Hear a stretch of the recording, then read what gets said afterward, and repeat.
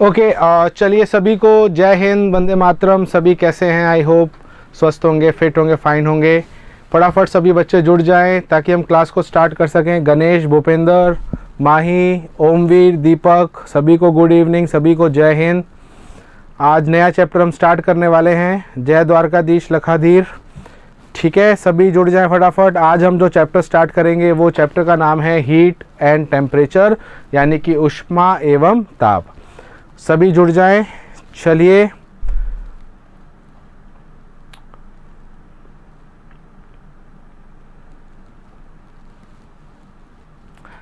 जय हिंद सभी को। चलो तो स्टार्ट करने वाले हैं। आज हम एक नया चैप्टर लेके आएंगे और जो नया चैप्टर है हमारा, उस चैप्टर का नाम है हीट एंड टेम्परेचर। ठीक है, आप कैसे हैं? बढ़िया हूँ, मैं एकदम अच्छा हूँ, फिट हूँ, फाइन हूँ। और कल दशहरा है, तो दशहरा की सभी को हार्दिक बधाई। You looking gorgeous, thank you so much Mahi. Lakshya, जय हिंद, जय हिंद। ठीक है, तो कल क्लासेस नहीं होंगी, आप सभी को मैं बताना चाहता हूँ। दशहरा कल है तो कल हॉलीडे है, तो थोड़ा एंजॉय करना, रेस्ट करना और पढ़ना और मज़े भी करना। ठीक है, फिर हम नेक्स्ट जो है फिर हम शनिवार को मिलेंगे। ठीक है, कल क्लासेस नहीं रहने वाली हैं, तो मैं आपको बता देता हूँ। अजय जय हिंद, नीलेश गुड इवनिंग। तो चलिए, आज हम जो चैप्टर स्टार्ट करने वाले हैं, कुंदन यादव जय हिंद। आज हम जो चैप्टर स्टार्ट करने वाले हैं वो है हीट एंड टेम्परेचर। इसमें सबसे पहले हम पढ़ेंगे हीट के बारे में। तो आपको पता है कि अब अपन थोड़ा डिस्क्रिप्टिव कर रहे हैं, तो पहले अपन थ्योरी पढ़ेंगे।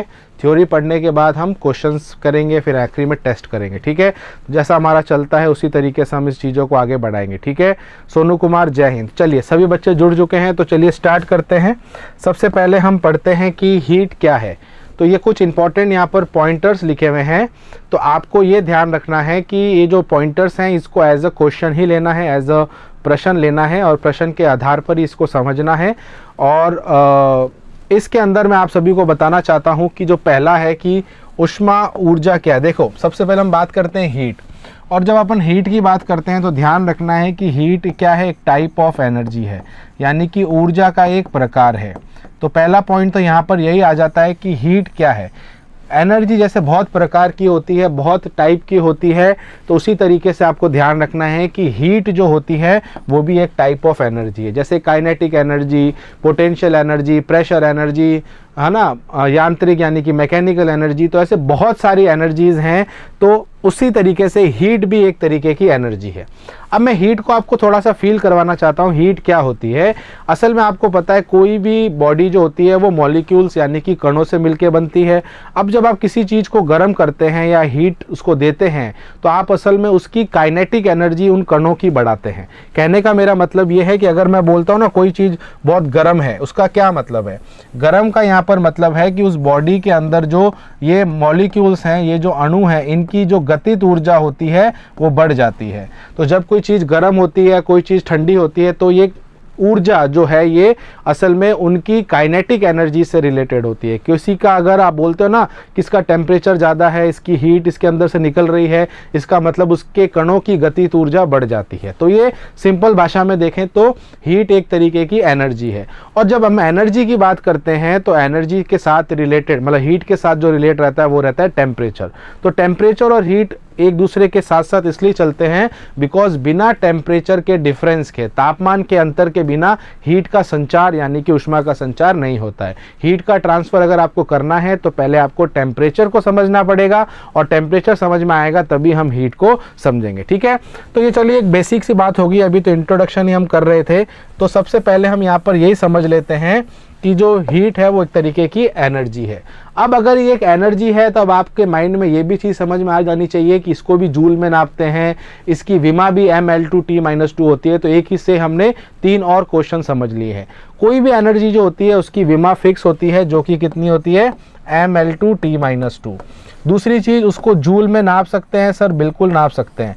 तो जूल हो गया, उसकी विमा हो गई, ये भी आपको ऑटोमेटिकली समझ में आ जाएगी, क्योंकि ऊष्मा एक ऊर्जा है और ऊर्जा की हमें पता है विमा यानी कि डायमेंशन क्या होती है। तो हम कह सकते हैं जो कार्य होता है वही ऊर्जा है, और जो ऊर्जा है, ऊर्जा का एक प्रकार हीट है। तो हीट की भी ये सारी यूनिट और डायमेंशन रहेगी। ठीक है, अच्छा, अब ये जो हीट होती है इससे हमें क्या पता चलता है, तो कोई चीज़ कितनी गर्म है कितनी ठंडी है, यानी कि कितना हॉट है कोल्डनेस है, उसकी अनुभूति जो होती है वो किसकी वजह से होती है, हीट की वजह से। हीट यानी कि एनर्जी, एनर्जी की वजह से हमें कोई चीज़ का जो सेंसेशन है, गर्म है ठंडा है, वो फील होता है। ठीक है, बहुत सिंपल सी चीज़ है। नेक्स्ट पॉइंट ये है कि ऊष्मा ऊर्जा का संबंध पदार्थ के अणुओं के वेग से है। ये मैंने आपको स्टार्टिंग में ही बता दिया कि जो ऊष्मा ऊर्जा होती है, जो हीट एनर्जी होती है, वो किसकी वजह से होती है, अणुओं की वेग से, अणुओं की गतिज ऊर्जा से।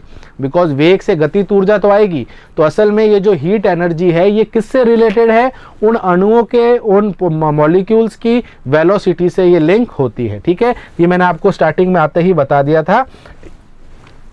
नेक्स्ट पॉइंट क्या कह रहा है, दो वस्तु के बीच उनके ताप अंतर के कारण ऊष्मा एक वस्तु से दूसरी वस्तु में बहती है। तो वही सेम पॉइंट आ गया है कि अगर आपको मैं बोलता हूं कि टेम्परेचर और हीट का क्या रिलेशन है, तो बहुत ही स्ट्रांग रिलेशन है। और हीट को अगर आपको समझना है तो टेम्परेचर समझना पड़ेगा, क्योंकि अगर टेम्परेचर समझ में नहीं आएगा तो हीट समझ में नहीं आएगी। और हीट चलती तभी है जब टेम्परेचर का अंतर होता है, यानी कि डिफरेंस होता है। ठीक है, तो ये सारी बेसिक चीज हो गई है, सभी को समझ में आ गया। यहाँ पर आप सभी एक बार लिख देना।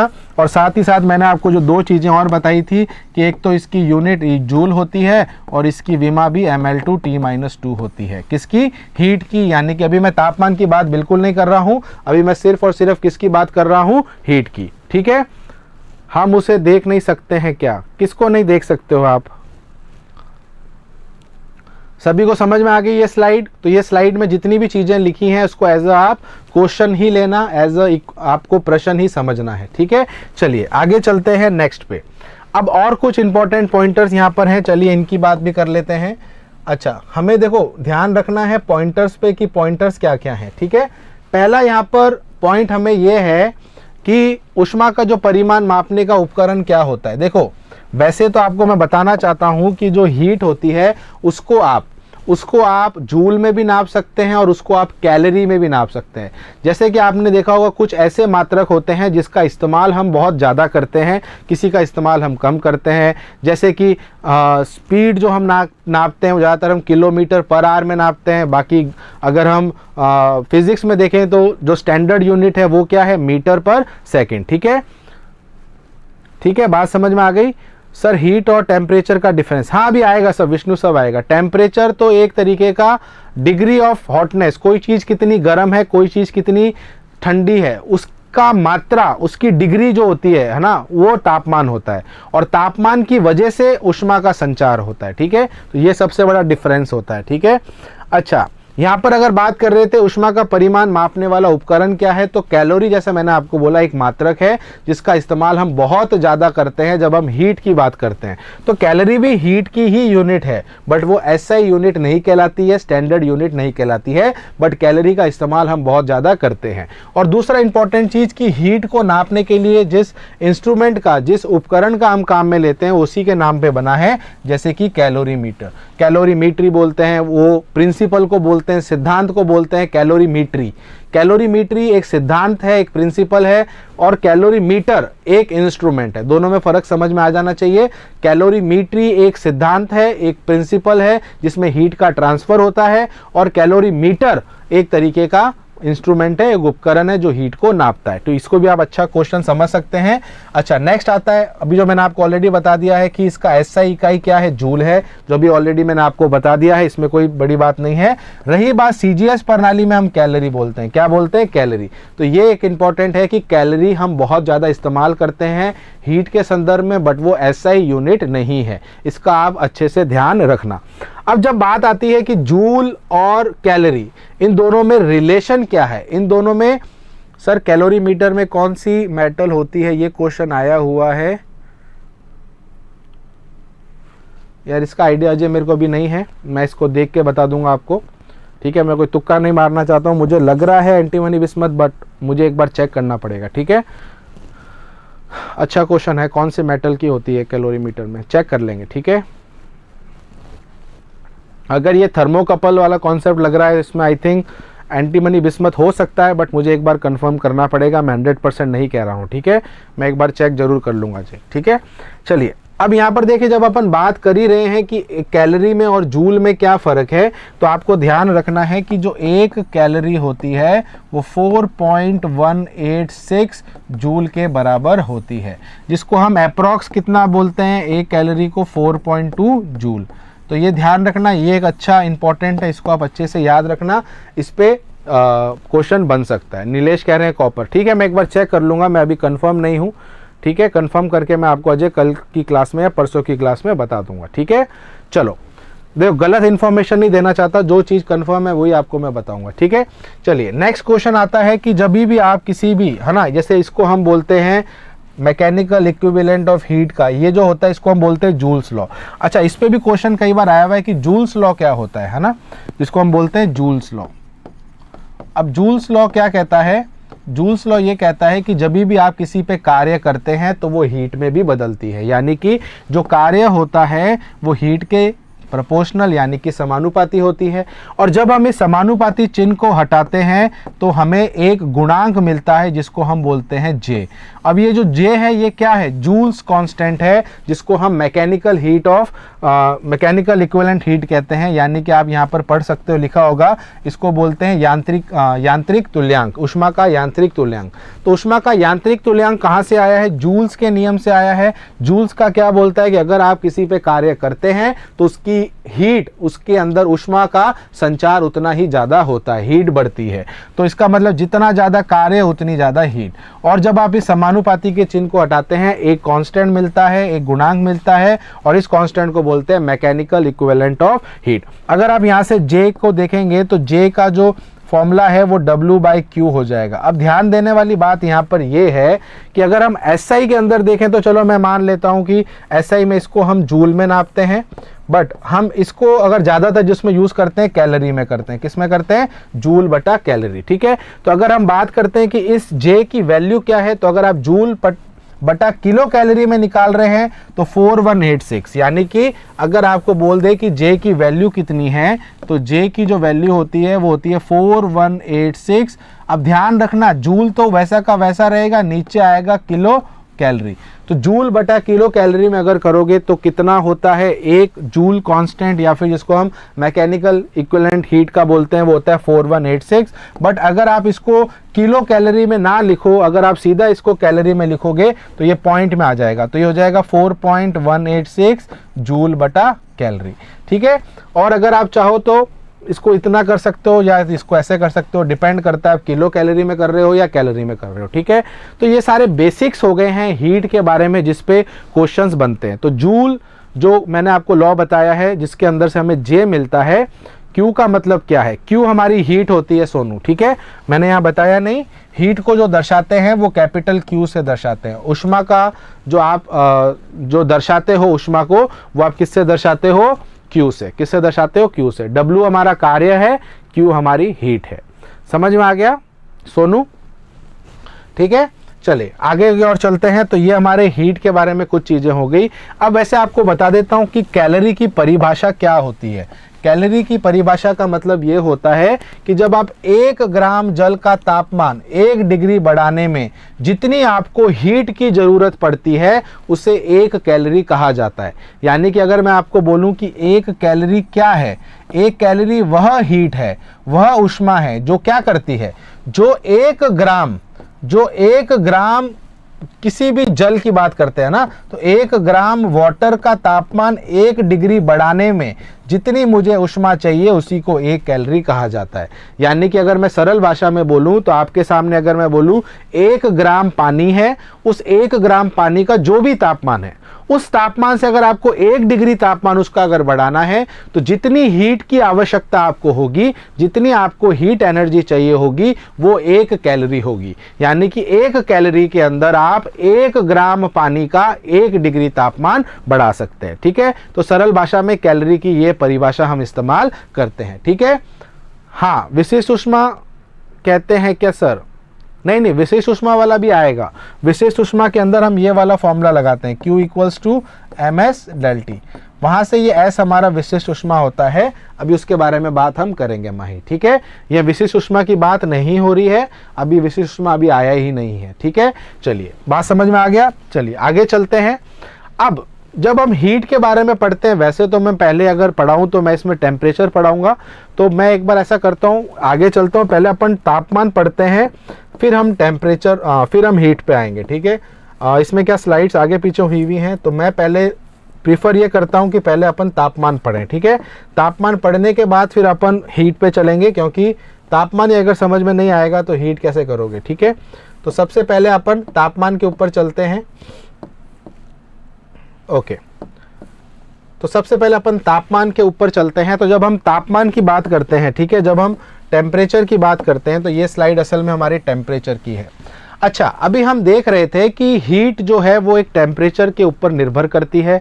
अगर कहीं पर दो जगहों पर तापमान सेम होगा तभी आपकी हीट, मतलब तब आपकी हीट संचार नहीं होगा, हीट का ट्रांसफ़र नहीं होगा। तो हीट के ट्रांसफ़र के लिए आपको तापमान का अंतर चाहिए। अब पहले समझते हैं तापमान है क्या। तापमान असल में ये होता है कि कोई चीज़ कितनी ठंडी है, कोई चीज़ कितनी गर्म है, उसको आप किस तरीके से एक नंबर की संख्या में बताएंगे। जैसे मैं बोलता हूं कि यार अभी इस कमरे में बहुत ठंड है। अब ये बहुत ठंड क्या है, बहुत ठंड के मतलब तो बहुत कुछ हो सकते हैं ना। हो सकता है मुझे ठंड लग रही हो सकता है किसी सेकंड पर्सन को गर्मी लग रही हो। तो बहुत ठंड, कम ठंड, बहुत गर्मी, बहुत ज़्यादा गर्मी, बहुत कम गर्मी, तो ये सारी चीज़ें क्या है, वेग है। यानी कि इससे हमें कुछ आइडिया नहीं मिलता कि कोई चीज़ कितनी ठंडी है, कोई चीज़ कितनी गर्म है। तो असल में होता ये है कि वो चीज़ कितनी ठंडी है, वो चीज़ कितनी गर्म है, उसकी मात्रा बताने के लिए हम तापमान का इस्तेमाल करते हैं। तो तापमान हमें ये बताता है कि कोई चीज़ कितनी ठंडी है और कोई चीज़ कितनी गर्म है, ठीक है। सरल भाषा में आप इसको ऐसे समझ लेना। अब असल में टेम्परेचर के बिना हम नहीं बता सकते कि हीट जो है वो कहाँ से कहाँ जा रही है। यानी कि अगर आपको मैं बोलता हूँ कि मेरे पास दो वस्तुएं हैं ए और दूसरी वस्तु है बी, इसका तापमान लेट से अभी कुछ ले लेते हैं 100 डिग्री सेल्सियस, इसका तापमान है 80 डिग्री सेल्सियस। तो आप देख सकते हैं दोनों में जो तापमान का अंतर है वो कितना है, 20 डिग्री है। दोनों में तापमान का अंतर कितना है, 20 डिग्री है। तो ये जो 20 डिग्री का अंतर है, इसी की वजह से हीट का ट्रांसफ़र होगा, पहली चीज़। दूसरी चीज़, जो हीट होती है वो हाई टेम्परेचर से लो टेम्परेचर की ओर जाती है। और अभी मैंने आपको बोला था हीट को कैसे लिखते हैं, क्यू से। तो क्यू यहाँ पर क्या है, हीट है। हीट तभी संचार हीट का होता है जब अंतर आता है। देखो मैं ये बिल्कुल नहीं कह रहा हूँ कि हीट ज़्यादा तापमान पे निकलती है, ऐसा कुछ नहीं है। हीट कम तापमान पे निकलती है, ऐसा कुछ नहीं है। हीट निकलने के लिए, हीट का ट्रांसफ़र होने के लिए अंतर होना जरूरी है। तापमान ज़्यादा होना या तापमान कम होना जरूरी नहीं है, तापमान का अंतर होना जरूरी है। जैसे मैं आपको एक एग्जांपल देता हूँ, आप उसको पहले फील करना, ठीक है। जैसे मैं अगर आपको बोलता हूँ एक वस्तु ए है, एक वस्तु बी है, ठीक है, इसका तापमान है 1000 डिग्री सेल्सियस और इसका जो तापमान है वो 999 डिग्री सेल्सियस, ठीक है। और एक और मैं दूसरा सीन लेता हूं जिसमें एक सी बॉडी है और एक डी बॉडी है, ठीक है। अब इसका जो तापमान है वो सिर्फ 40 डिग्री सेल्सियस है और इसका तापमान सिर्फ 10 डिग्री सेल्सियस है। अब दोनों एग्जाम्पल में आप एक चीज़ नोट करेंगे कि इसका तो बहुत ज़्यादा टेम्परेचर है, ये तो सिर्फ 40 है। तो हमारे माइंड में ये नहीं आना चाहिए कि हाई टेम्परेचर से लो टेम्परेचर। मैं आपको भी एग्जांपल भी दूंगा वहीं इसके, ठीक है। अच्छा, पहले केस में देखो, पहले केस में आप देख रहे हो कि 1000 डिग्री सेल्सियस है, यहाँ सिर्फ 40 है। तो आपके माइंड में ये नहीं आना चाहिए कि यार हाई टेम्परेचर तो मतलब ज़्यादा हीट निकलेगी, ऐसा नहीं है। ज़्यादा हीट निकलने का कारण यहाँ पर सिर्फ ये होता है कि सामने वाला उसको ले सकता है कि नहीं ले सकता। पॉइंट मेरा ये है कि अगर हीट इसमें से निकलेगी तो वो कहीं ना कहीं जाएगी, और जिसमें वो जा रही है अगर वो उसी के तापमान की तरफ है तो भैया उसको क्यों लेगा। आप मेरे को बात बताओ, आप चाहते हो कि मैं दान करूं, मैं किसी को पैसे दूं, और जिसको आप पैसे दे रहे हो और वो कह रहा है कि भैया मेरे पास तो ऑलरेडी पैसे हैं, मेरे को ज़रूरत नहीं है, तो आप क्या उसको पैसे दे सकेंगे? नहीं। जिसको ज़रूरत है, जिसको अभी पैसे चाहिए, आप उसको अगर दोगे तो वो फटाफट ले लेगा। कहने का मेरा मतलब ये है कि जितना ज़्यादा अंतर होगा उतना हीट का संचार होगा। जैसे इन दोनों केसेस में अगर मैं बात करूं, इसमें अगर हीट Q1 जा रही है, इसमें हीट Q2 जा रही है, तो ज़्यादा हीट किस में जाएगी? तो आप तापमान को ना देखें, अंतर को देखें। अंतर यहाँ पर सिर्फ 1 डिग्री सेल्सियस का है, पर यहाँ पर 30 डिग्री सेल्सियस का है। बात समझ में आ गई? तो टेम्परेचर हाँ, टेम्प सराउंडिंग पे डिपेंड भी करता है, पर अभी हम सराउंडिंग को नहीं ले रहे हैं लक्ष्य, ठीक है। अभी हम बोल रहे हैं कि एक बंद कमरा है, उसके अंदर सारी चीजें हो रही है। क्लियर है, सभी को समझ में आ गया। तो पॉइंट यहां पर मेरा सिर्फ ये है कि तापमान अगर नहीं होगा तो आप नहीं बता सकते हीट की दिशा क्या है, हीट कहां से कहां जा रही है और कितनी जा रही है, ठीक है। तो इसीलिए हीट टेम्परेचर बहुत इंपॉर्टेंट चीज आपके सामने होती है, ठीक है। अच्छा, अब मैं आपको बहुत एक सरल एग्जांपल देता हूं जिससे माही भी समझ जाएंगे, सब समझ जाएंगे, ठीक है। जिसको नहीं समझ में आया बहुत अच्छे से समझ में आएगा। मैं आपको एक सिंपल सा एग्जांपल देता हूं और इसने बहुत अच्छा दिया है चाय वाला। तो चलिए चाय वाला एग्जांपल देते हैं। जब आप चाय लेके आते हो तो चाय आप जब जस्ट आपने गैस से उतारी और कप में डाली, तो अभी इसके अंदर से आपको पता है कि ये चाय जो है, पहले बताओ कप कैसा बना है, अच्छा बना है, ठीक है, मस्त कप बनाया ना, क्या बात है, ड्राइंग अच्छी हो गई है। तो लेट्स से अभी इसका टेम्परेचर ले लेते हैं कुछ 80 डिग्री सेल्सियस। क्या ले लेते हैं? 80 डिग्री सेल्सियस। अब मेरी बात सुनना, अब ये जिस कमरे में पड़ा है, अभी चलो मान लेते हैं नॉर्मल अभी रूम का तापमान है, जो कि अभी मैं ले रहा हूं 27 डिग्री सेल्सियस। अभी रूम का तापमान कितना है? 27 डिग्री सेल्सियस। अब 80 डिग्री सेल्सियस तो चाय है, रूम का तापमान है 27 डिग्री सेल्सियस। तो मैंने क्या बोला था, जिसका तापमान ज़्यादा है और कम तापमान जितना गैप आएगा उतना ही हीट का लॉस यानी कि ट्रांसफर होगा। लॉस नहीं कह सकते, यहाँ से हीट कहाँ जाएगी? ठंडे की तरफ। तो यहाँ से जो हीट निकलेगी वो सराउंडिंग में जाएगी। कहाँ जाएगी? सराउंडिंग में, आसपास के वातावरण में जाएगी। तो धीरे धीरे जैसे समय निकलेगा ये 80 से ये 70 पे आ जाएगा, 70 से 60 पे आ जाएगा, 50 पे आ जाएगा, 40 पे आ जाएगा। पर आप एक चीज नोट यहाँ पर क्या कर रहे हैं कि जैसे जैसे चाय ठंडी हो रही है वैसे वैसे अंतर भी घट रहा है। घट रहा है कि नहीं घट रहा है? बात सुनना मेरी, पहले 80 और 27 का गैप था तो अंतर ज्यादा था। जब वो चाय ठंडी हो गई तो अब 70 से 27 का गैप है तो वो थोड़ा सा गैप कम हुआ, 60 से 27 और गैप कम हुआ, 50 से 27 और कम हुआ, 40 से 27 और कम हुआ। तो क्या समझ में आया? समझ में ऐसे आया कि जैसे जैसे चाय ठंडी हो रही है वैसे वैसे उसको टाइम भी ज़्यादा लगेगा ठंडी होने में। तो जब हम चाय बना के रखते ही हैं तो गर्म से गुनगुनी होने में बहुत कम समय लगता है, बट एकदम गुनगुनी से नॉर्मल टेम्परेचर पे आने में उसको टाइम लगता है। मैं ये नहीं कह रहा ठंडी कभी होगी नहीं, होगी, पर जितना जल्दी गर्म से गुनगुनी होती है उतना गुनगुनी से ठंडी होने में उसको बहुत टाइम लगेगा उसकी तुलना में। सभी को ये एग्जांपल समझ में आया? एक बार यस लिख देना। तो कहने का मेरा यहाँ पर सिर्फ ये मतलब है, तापमान का अंतर जितना ज़्यादा उतना हीट का संचार। और हीट कब तक चलेगी? हीट तब तक चलेगी जब तक अंतर है, भली एक पॉइंट का भी अंतर है तो भी हीट जाएगी।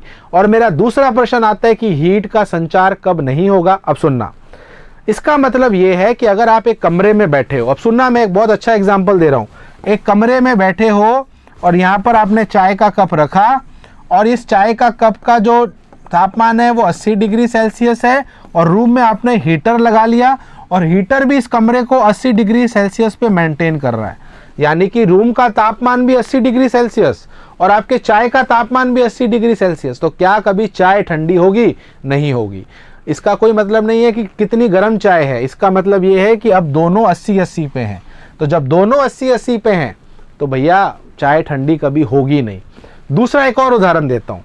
मैं तो कह रहा हूँ मैंने ये हीटर बढ़ा दिया और अब मेरा टेम्परेचर 100 डिग्री सेल्सियस हो गया, बट मेरी चाय तो 80 डिग्री सेल्सियस है। अब हीट कहां से जाएगी? अब ये हीट कमरे से चाय में जाएगी और वो चाय को 100 डिग्री सेल्सियस पर लेके आ जाएगी। यानी कि हीट जब तक ट्रांसफर होती है जब तक तापमान सेम ना हो जाए। यानी कि ऐसा नहीं कि आजीवन हीट चलती जाएगी, ऐसा नहीं है। इसका मतलब ये है कि जैसे ही तापमान बराबर हो गया हीट का संचार बंद। और यहां तक कि चाय में से कब तक हीट निकलेगी? जब तक वो टेम्परेचर सेम ना हो जाए। समझ में आ गया? अब चाय की बात कर करके मुझे भी अब चाय पीने का मन हो रहा है। कोई नहीं, क्लास के बाद चाय पियेंगे। हाँ, अदरक वाली चाय, वाह वाह, मज़ा आ जाएगा। अदरक वाली चाय एकदम इलायची मार के, मलाई मार के। चलिए, तो चाय की बात काफ़ी कर ली जिससे चाय पीने का मन हो गया है। हाँ, फिर चाय गर्म हो जाएगी। हाँ, गर्मा गर्म चाय का तो और ही अलग मज़ा है, साथ में कुछ नमकीन हो जाए तो और ही अलग मज़ा है। ठीक है, चलो ऐसे एग्जाम्पल फिजिक्स में यूज़ करने पड़ते हैं जिससे भूख भी लग जाती है कई बार। चलो सभी को समझ में आ गया टेम्परेचर की अहमियत। चलिए अब और इसके जर्नल बातें और कर लेते हैं। टेम्परेचर की इतनी बातें कर ली, तापमान और बढ़ गया है हमारा। चलिए दूसरी इंपॉर्टेंट चीज़ आती है कि इसका मात्रक क्या है। तो वैसे तो मात्रक होने में बहुत सारी चीज़ें हैं, ठीक है। ठंडे होने के लिए डिफरेंस जरूरी है सर। हाँ, ठंडा इसको ऐसे मत समझो, जहाँ से हीट निकलेगी वहाँ से वो चीज़ ठंडी होती जाएगी। कब तक ठंडी होगी? जब तक साथ दोनों तापमान सेम ना हो जाए। अगर रूम का तापमान 27 डिग्री सेल्सियस है तो वो 27 से कम नहीं जाएगी, चाहे 27 डिग्री पर आकर रुक जाएगी, इससे ज़्यादा ठंडी नहीं होगी, ठीक है।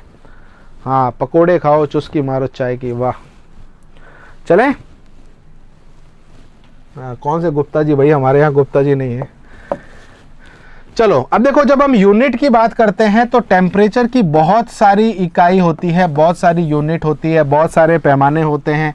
बट हम जब बात करते हैं एसआई यूनिट की तो इसमें हम यूज़ करते हैं केल्विन। केल्विन हमेशा ध्यान रखना, केल्विन का इस्तेमाल हम करते हैं किसके लिए? जब हम स्टैंडर्ड यूनिट जब बताते हैं किसकी? टेम्परेचर की, यानी कि तापमान की। अब इसमें भी एक ऐसी यूनिट होती है जिसका इस्तेमाल बहुत ज़्यादा होता है, जो कि होता है सेल्सियस।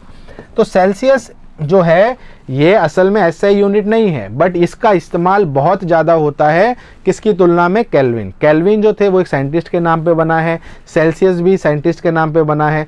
तो कहने का यहाँ पर मतलब ये है कि ये वाली स्केल ज़्यादा इस्तेमाल होती है डेली लाइफ में, बट अगर स्टैंडर्ड यूनिट की बात करें तो केल्विन। ऐसे वैसे तो फ़ारेनहाइट भी होती है, बट मैं वो बात कर रहा हूँ जिसका इस्तेमाल ज़्यादा होता है, और जो इस्तेमाल कम करते हैं बट वो स्टैंडर्ड है। तो ऐसे आपको ध्यान में रखना है, ठीक है। अच्छा, अब यहाँ से मेन खेल ये स्टार्ट होता है कि सेल्सियस, फ़ारेनहाइट, केल्विन, ये अलग अलग पैमाने हैं। क्या हैं? अलग अलग स्केल्स हैं। अलग अलग स्केल्स की दिक्कत यहाँ पर यह आती है कि भैया अगर आप अभी समझ लो जयपुर में हो और कोई पंजाब में है, कोई जोधपुर में है, और सब अपने अलग ही साइंटिस्ट बने हुए हैं और सब ने अपनी अलग अलग स्केलें बनाई हुई हैं, ठीक है। सर एक कन्फ्यूज़न, सर टेम्परेचर का सीजीएस यूनिट सेल्सियस है क्या? हाँ, ऐसा लिखते हैं लखादीन, सीजीएस बोलते हैं सेल्सियस को, बट मेरे को पता नहीं एक सही लगता नहीं है, बट लिखते हैं कई जगह पर सेल्सियस को सीजीएस यूनिट बोलते हैं। मतलब जहाँ पर हम ग्राम और लिखते हैं वहाँ पर हम सेल्सियस लिखते हैं, तो अपन कह सकते हैं, ठीक है। इसका कोई स्टडी प्रूफ मेरे पास नहीं है, बट इसको हम यूज़ करते हैं। जहाँ पर हम सीजीएस मात्रक लेते हैं, जैसे ग्राम हो गया, है ना, वहाँ पर हम लिखते हैं, इसको सेल्सियस में लिखते हैं, ठीक है। ओके, अच्छा, तो मैं यहाँ पर एक चीज़ कह रहा था कि अलग अलग जगह पर लोग रह रहे हैं, अलग अलग साइंटिस्ट हैं, वो अलग अलग जगह पर अपने अलग अलग पैमाने लेके चल रहे हैं। कोई कह रहा है कि यार मेरे यहाँ पर टेम्परेचर की ये वाली स्केल है, कोई बोल रहा है मेरे वहाँ पर ये है, कोई कह रहा है मेरे यहाँ पर ये है। तो भैया दिक्कत यहाँ पर ये हो जाती है, तो भैया टेम्परेचर तो एक ही चीज़ है ना, मतलब जो फीलिंग आ रही है वो तो एक ही चीज़ है, बट सबके पैमाने, सबके न्यूमेरिकल वैल्यू, सबके जो एक अनुमान है वो अलग अलग हो गया। और जब वो हम उसको मिलाएंगे तो कन्फ्यूज़न बहुत होगा। आप कहीं जाते हो और बोल देगा यहाँ डिग्री 50 डिग्री तापमान है और आपके यहाँ पर 50 डिग्री बहुत भयंकर गर्मी है, उसके लिए वो 50 डिग्री हो सकता है बहुत कम हो। तो यहाँ पर कन्फ्यूज़न यूँ होता है कि हर पैमाना अलग अलग होता है, बट हमें ये पता होना चाहिए कि भैया उसका पैमाना और मेरे पैमाने को अगर मैं बदलूँ तो क्या होगा। तो इसीलिए हमारे लिए इम्पोर्टेंट होता है ये करना कि अलग अलग पैमाने को हम इस तरीके से समझते हैं कि हम किसी को भी किसी में भी बदल सकें, ठीक है। जैसे आप थर्मोमीटर घरों में इस्तेमाल करते हैं बुखार नापने के लिए, तो जो बुखार आप नापते हैं वो नापते हैं फ़ारेनहाइट में। किस में नापते हैं? फ़ारेनहाइट में। पर अगर आपको कोई पूछ ले बता सेल्सियस में कितना है, तो भैया वो गलत हो जाएगा। आप उसको बुखार बता रहे हो, यार मेरे को बहुत बुखार है, यार मेरे को 100 का बुखार है। अब वो बोलेगा 100 क्या? 100 डिग्री सेल्सियस। भैया 100 डिग्री सेल्सियस पे ना पानी उबल जाता है, पर आपने बोला ही नहीं फ़ारेनहाइट। बात समझ रहे हो? 100 डिग्री बुखार होता है, मानता हूँ, बट इतना थोड़ी होता है कि पानी उबल जाए। पॉइंट समझ रहे हो मेरा? पॉइंट यहाँ पर यह है कि पैमाना इतना ज़रूरी है। अब आप उसको बोल रहे हो 100 बुखार है मुझे, पर आप उसको समझा ही नहीं रहे कि भैया फ़ारेनहाइट है कि सेल्सियस है। सेल्सियस में तो वो 32 डिग्री बनेगा, 33 डिग्री बनेगा। पॉइंट यहाँ पर ये है कि आप जो उसको 100 बोल रहे हो, हाँ 36 बनेगा, ठीक है। पॉइंट यहाँ उसको आप ये बोल रहे हो वो ये है कि ये 100 जो है ये फ़ारेनहाइट में है। तो 100 फ़ारेनहाइट और 100 सेल्सियस में बहुत ज़्यादा फ़र्क है, क्योंकि 100 सेल्सियस में तो पानी उबल जाता है ना, पानी में बुलबुले स्टार्ट हो जाते हैं। इतना बुखार अपन को हो जाए, अपन तो पता नहीं क्या हो जाए। बात समझ में आ रही है? तो 36 डिग्री, 37 डिग्री, 38 डिग्री ये बहुत तेज बुखार होता है हमारे लिए। तो 100 डिग्री तो बहुत ज़्यादा होता है। तो इसीलिए ये कन्फ्यूज़न दूर करने के लिए हम अलग अलग पैमाने को पहले समझ लेते हैं, फिर हम एक पैमाने को दूसरे पैमाने में बदलने की ट्रिक मैं आपको बताऊंगा, ठीक है। कईयों को आती भी होगी, बट मैं आपको एक जनरल ट्रिक बता दूंगा। उस ट्रिक से आप कोई भी पैमाना किसी भी पैमाने में बदल सकते हैं। कोई भी स्केल को किसी भी स्केल में अगर आपको बदलना है तो आप वो ट्रिक का इस्तेमाल कर लेना। पहले एक बार पैमाने पढ़ लेते हैं। अच्छा, सेल्सियस स्केल क्या है? अब देखो, जब भी आप स्केल्स की बात करोगे, पैमानों की बात करोगे, तो दो इंपॉर्टेंट चीज़ों का ध्यान रखना है, ठीक है। हाँ, आग लग जाएगी उसमें, ठीक है। दो चीज़ों का ध्यान रखना है जब भी हम कोई पैमाना पढ़ते हैं, स्केल पढ़ते हैं। एक तो उस पैमाने में पानी जो है, पानी, सिर्फ पानी की बात कर रहा हूँ, पानी फ्रीज कब होता है, यानी कि जमता कब है, एक तो ये ध्यान रखना है। दूसरा, उस स्केल में, उस पैमाने में पानी उबलता कब है।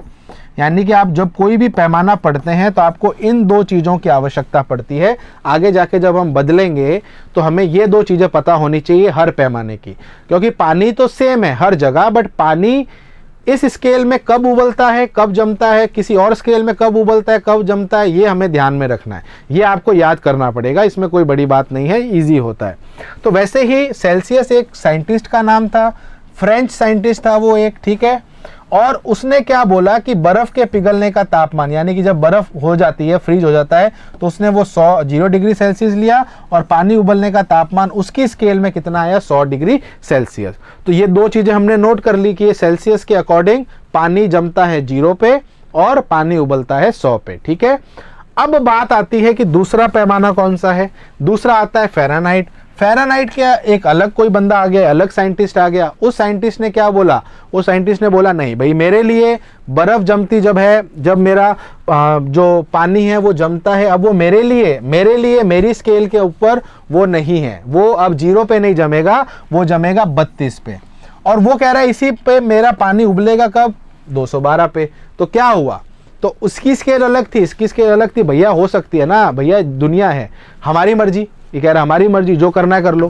क्या कर लोगे, हमें तो पढ़ना पड़ेगा ना। आज को मैं अपनी खुद की एक स्केल निकाल दूं तो आपको पढ़ना पड़ेगा। मैं बोल दूंगा नहीं यार, मेरा मन है कि पानी जमता है 2 पे, पानी उबलता है 10 पे, ये मेरी स्केल है, तो गलत कुछ नहीं है, ये मेरा अनुमान है, ये मेरी स्केल है, तो आपको मेरी स्केल इस्तेमाल करनी पड़ेगी। तो वैसे ही हमें कर रहे हैं, अब इसमें तो कोई तर्क वितर्क तो करना नहीं है। सर 212 ही क्यों लिया, 210 क्यों नहीं लिया, सर उसने 32 ही क्यों लिया। हो सकता है उसका वो फेवरेट नंबर हो, उसकी वाइफ का कोई फेवरेट नंबर हो, है ना, हो सकता है उसके घर का नंबर हो, हमें नहीं पता ना। पॉइंट यहाँ पर यह है, उसने जो बना दिया, दो बना दिया, वो हमें पढ़ना ही पड़ेगा, उसमें कोई और दोहराई नहीं है। इन लोगों को, हाँ देखो यही सेम मैं चीज बता रहा हूँ ना, कौन बताया, मैं कह रहा हूँ मर्जी है इनकी। सर फिफ्थ स्केल आप खोज करो सर, अभी मैं लिख देता हूँ खुद की स्केल, ठीक है। बात समझ में आ गई। तो फ़ारेनहाइट के लिए ये दो मेन पॉइंट है जो आपको याद रखने हैं, 32 और 212। मैं एंड में आपको एक साथ फिर बता दूंगा। अब ये जो केल्विन थे ये काफ़ी लेट आए थे। केल्विन जो थे सेल्सियस और फ़ारेनहाइट से काफ़ी लेट आए थे। अब केल्विन भैया जब आए, उन्होंने बोला नहीं रुक जाओ, आप जो ये पानी को जमा रहे हो और आप बोल रहे हो ये पानी भैया सबसे जो जम रहा है ये सबसे ठंडा होता है, इससे तापमान कम हो ही नहीं सकता। सेल्सियस फ़ारेनहाइट अलग ही दुनिया में जी रहे थे, उनके लिए बर्फ़ जब जमती है वो उससे ज़्यादा कोई नहीं है ना, उससे ज़्यादा कोई भी चीज़ ठंडी नहीं है। यानी कि सेल्सियस के लिए 0 डिग्री, फ़ारेनहाइट के लिए 32। तो अकॉर्डिंग टू फ़ारेनहाइट और सेल्सियस उनको लगा कि जब बर्फ़ जम जाती है इससे ठंडा क्या हो सकता है, ऐसा कुछ नहीं हो सकता। बट केल्विन थे थोड़े से और टेढ़ी बुद्धि वाले, उन्होंने बोला है ऐसा थोड़ी होता है। उन्होंने बोला भैया इससे भी ठंडी चीज़ें हो सकती हैं, यानी कि वो इससे भी नीचे चले गए। उन्होंने बोला सबसे ठंडा होता है 0 केल्विन। 0 बोलता है कि मेरा 0 केल्विन आपसे भी ठंडा है। मतलब ये बिल्कुल नहीं कह रहा हूँ कि 0 सेल्सियस और 0 केल्विन बराबर है, नहीं, 0 सेल्सियस तो सेल्सियस वाला कह रहा है मेरे लिए सबसे ठंडा है, बट 0 वाला केल्विन वाला कह रहा है भैया मैं तेरे से भी नीचे हूं। फिर हमने जब इसको कन्वर्ट किया सेल्सियस में, अभी आप आगे जाके कर लेना, बाकी मैं आपको बता देता हूं, तो वो आया हमारा कितना 273 माइनस का डिग्री सेल्सियस, यानी कि -273 डिग्री सेल्सियस सबसे ठंडा है। अब ये तापमान क्या है, ये तापमान वो तापमान है जो हमारा धरती का तापमान है। अगर सूर्य देवता नहीं होंगे तो भैया हमारी धरती इस तापमान पे आ जाएगी, और इस तापमान को बोलते हैं एब्सोल्यूट जीरो। क्या बोलते हैं, एब्सोल्यूट जीरो। ये क्वेश्चन भी आता है, ठीक है। यानी कि यानी कि अगर आपसे कोई पूछ ले सबसे न्यूनतम तापमान क्या होता है, तो उसका मतलब ये है कि वो है हमारा 0 केल्विन, यानी कि -273 डिग्री सेल्सियस। बट अब केल्विन कह रहा है चलो यार, इन दोनों भाइयों ने अगर बर्फ की बात कर रहे हैं तो मैं भी बर्फ की बात कर लेता हूं। तो केल्विन का चलो ठीक है, तुम लोग बर्फ का भी ले लो, तुम्हारे कोई दिक्कत नहीं है, तुम बर्फ का ले लो। तो उन्होंने बर्फ का कितना बताया, 273.15 केल्विन, ये बर्फ का बताया। बर्फ के उबलने का भी बता दिया। अच्छा, इसने कितना बताया था, 100 डिग्री, इसने बताया था 212, तो ये हो जाएगा 373.15 केल्विन। तो पॉइंट यहाँ पर ये उठता है कि हमें तो बर्फ को ही समझना है, हमें तो पानी को ही समझना है। नियत फिसल गई उसकी ठीक है यार, फिसली तो क्या है, बट भैया डिस्कवरी करिए, कोई आसान थोड़ी है। ठीक है, सबको समझ में आया क्या बोल रहा हूँ मैं भैया? ये फ़ारेनहाइट तो भैया स्पेलिंग ही याद नहीं होती कईयों को। तो अभी देखो इसने गलत लिखा है, इसने लिखा है फ़ारेनहाइट, परम जीरो ताप। हाँ, परम शून्य ताप जिसको बोलते हैं वो 0 केल्विन को बोलते हैं। ठीक है, समझ में आ गया सभी को? तो कुल मिला के इन तीनों साइंटिस्टों के बारे में हम ज़्यादा पढ़ते हैं। वैसे रेमूर की भी होती है ना, रैंकाइन भी होती है, आई थिंक आपके नहीं आएगी। आप इन तीनों का ही ध्यान रखें, सेल्सियस, केल्विन और फ़ारेनहाइट। अब आप सोचो, आपके सामने ये तीनों स्केल रख दी। अब तीनों स्केल में से एक स्केल में तापमान आ रहा है 50 डिग्री सेल्सियस। अब बोलेगा बता फ़ारेनहाइट में कितना है, तो आपको सोचना पड़ेगा भैया ये फ़ारेनहाइट में कितना होगा। पॉइंट समझ में आ रहा है? तो इसका मतलब ये है कि हमें अब एक पैमाने को दूसरे पैमाने में बदलना है। इसके लिए आपको अगर याद है तो अच्छी बात है, जिसको नहीं याद है तो उसको मैं ट्रिक बता देता हूँ। ट्रिक बहुत आसान है। ट्रिक ये कहती है कोई भी 2 स्केल ले लो, कोई भी 2, मैं तो कह रहा हूँ नई स्केल बना दूंगा तो भी ये कर लेगा। बस इस स्केल का और इस स्केल का आपको 2 पॉइंट पता होना चाहिए कि पानी कब जम रहा है और पानी कब उबल रहा है। मैंने आपको स्टार्टिंग में बोला था यही जरूरी है। लेट्स से इस स्केल का लोवेस्ट पॉइंट है AL, इस स्केल का हाईएस्ट पॉइंट है AH, इस स्केल का लोवेस्ट पॉइंट है BL, इस स्केल का हाईएस्ट पॉइंट है BH। ठीक है, मेरे पास ये 2 स्केल हैं। ठीक है सर, समझ में आ गया। अब मैंने ये A स्केल लेके गया और कहीं का मैंने तापमान नापा तो तापमान आया A। मतलब ये स्केल को, इस पैमाने को मैं कहीं लेके गया तो क्या आया, तो उसने बोला इसका तापमान आया A। अब मेरा प्रश्न ये है कि भैया ये जो A तापमान इस A स्केल का है वो B स्केल में कितना होगा।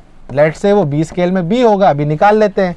तो हमारी ट्रिक यहाँ पर ये है, क्या है ट्रिक? ट्रिक यहाँ पर ये है कि आपको एक फॉर्मूला लिखना है और इस फॉर्मूले को याद कर लेना। आपको अगर याद है तो अच्छी बात है, नहीं तो ट्रिक बता रहा हूँ। ट्रिक ये है, पहले लिखो वो रीडिंग जो इस स्केल में आई है माइनस इस स्केल की लोवेस्ट, इस स्केल की लोवेस्ट अपॉन इस स्केल की हाईएस्ट माइनस इस स्केल की लोवेस्ट। अब ऐसे ही चलता जाएगा। दूसरी स्केल कौन सी है? दूसरी स्केल है B वाली, तो B माइनस B का लोवेस्ट अपॉन B का हाईएस्ट माइनस B का लोवेस्ट। अगर कोई बोल दे ऐसी C स्केल और है तो भैया ये चलता जाएगा। C स्केल का भी आप ऐसे लिख सकते हो, C माइनस C का लोवेस्ट, C का हाईएस्ट माइनस C का लोवेस्ट। सभी को ये ट्रिक समझ में आई? अभी तक समझ में नहीं आएगी क्योंकि ये इंपॉर्टेंट नहीं है। अब यहाँ पर देखो जो मेन हमारा 3 स्केल का खेल है। अब ये जो 3 स्केल का खेल है इस सारे फॉर्मूले से निकल जाएगा। पहले वाली स्केल को हम सेल्सियस मान लेते हैं, इसको फ़ारेनहाइट और इसको केल्विन। अब आ जाओ, पहली स्केल सेल्सियस की तो C, चलो लाल पेन ले लेते हैं। पहली सेल्सियस की स्केल माइनस सेल्सियस का लोवेस्ट 0, सेल्सियस का हाईएस्ट 100 माइनस 0, 100 ही रहेगा। तो इसको मैं सीधा लिख दूं C बटा 100। समझ में आ गया? बराबर इसको मैं फ़ारेनहाइट की स्केल बना देता हूं। तो B यहाँ पर फ़ारेनहाइट है तो F, फ़ारेनहाइट का lowest 32, highest minus lowest 212 minus 32 180 बराबर केल्विन स्केल। केल्विन को K लिख दिया। केल्विन का लोवेस्ट कितना है 273, हाईएस्ट कितना है 373, 373 माइनस 273 100।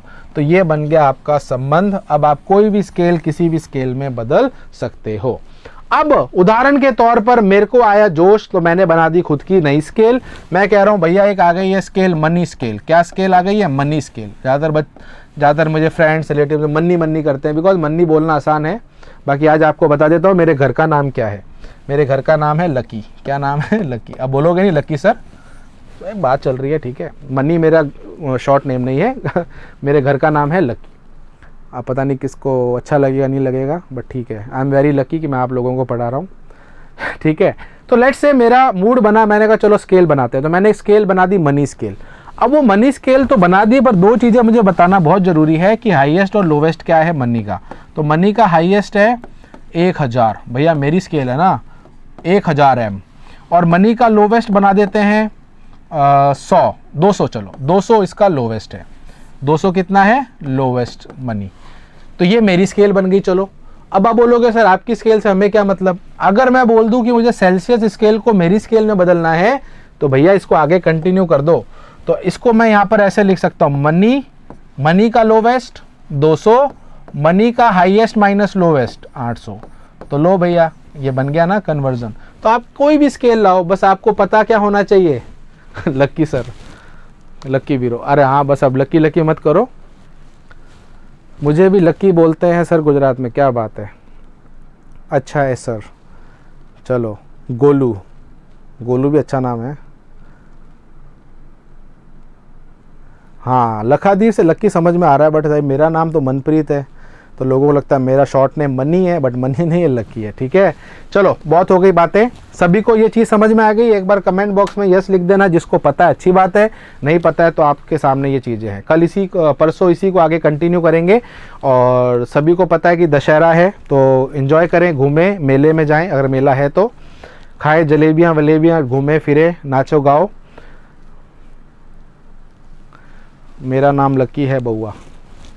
चलो बहुत हो गई बातें, ठीक है चलिए एंजॉय करना, कल छुट्टी है, पढ़ना थोड़ा बहुत पढ़ लेना, कल का थोड़ा एंजॉय करना, रिलैक्स करना। काफ़ी टाइम से क्लासें लगातार चल रही हैं, अगर आप पढ़ रहे हो तो ठीक है, नहीं पढ़ रहे हो तो कल पढ़ना, ठीक है। अगर पढ़ रहे हो तो रिलैक्स करो, घूमो, है ना, एंजॉय करो। फिर परसों हम वापस मिलेंगे क्लासेस के अंदर एनर्जी के साथ वापस, और इस चैप्टर को आगे इस तरीके से ही बढ़ाएंगे, और बस इसी तरीके से खुशी के साथ पढ़ते रहेंगे। सभी अपना ध्यान रखना। हाँ मैं एक बार कर दूंगा, ठीक है। सभी अपना ध्यान रखना, तब तक सभी को मेरी तरफ से जय हिंद, वंदे मातरम।